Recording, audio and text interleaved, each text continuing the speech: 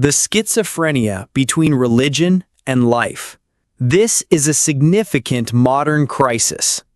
Have you ever noticed the silent tension many people feel between faith and modern life? For many in the West, religion is something you believe in privately, but not something that belongs in your career, your politics, or your public identity.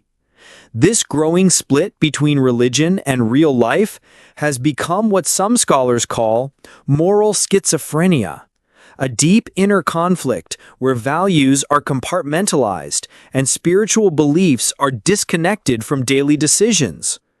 Let's talk about what this means, how it happened, and what Islam offers as an alternative. 1. The Western experience, from church control to secular walls. To understand today's crisis, we have to understand history.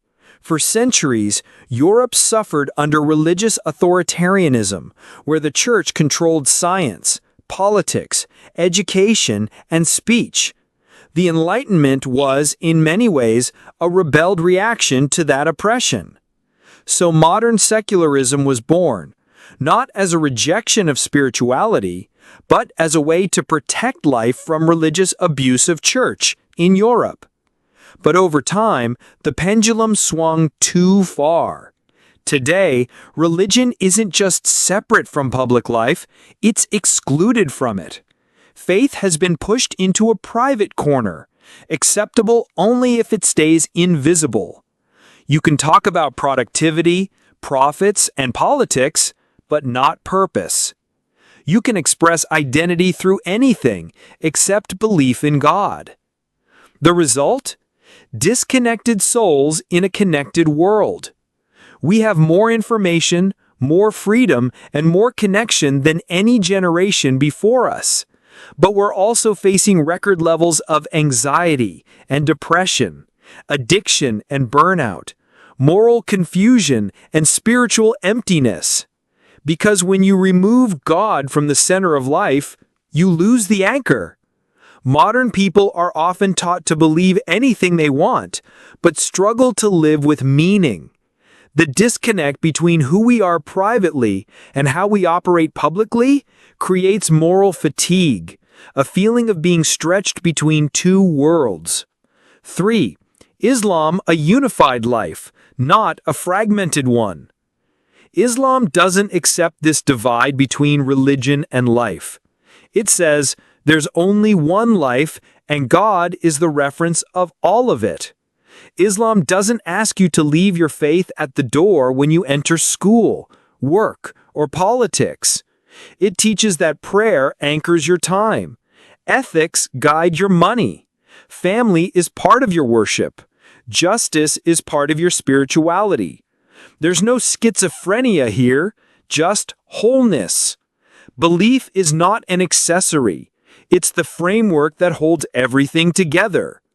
Say, indeed my prayer, my sacrifice, my life and my death are all for God, the Lord of the worlds. That's not oppression, that's integration. It brings your inner self and outer life into alignment. Final thought. Reconnecting the sacred and the real.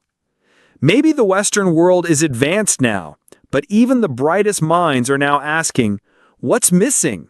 Why does life feel fragmented? Is it possible to be modern and still live with sacred purpose? Islam answers, yes. It doesn't force religion into life. It reveals life as something already spiritual and gives you the tools to live it coherently, purposefully, and peacefully. The world doesn't need more information. It needs integration between soul and self, values and action, belief and behavior. That's not just a religious idea. It's a human need. If you go to Islam, you will feel real warmth in the shadow of a belief that unites the work of the spirit and matter with an integrated moral system, far from the tragedy of the miserable schizophrenia between religion and life that destroyed the spirit of human life in a decisive moment that came as a reaction to the control of the church in dark ages. But Islam is not like that. Let me know if you'd like to go to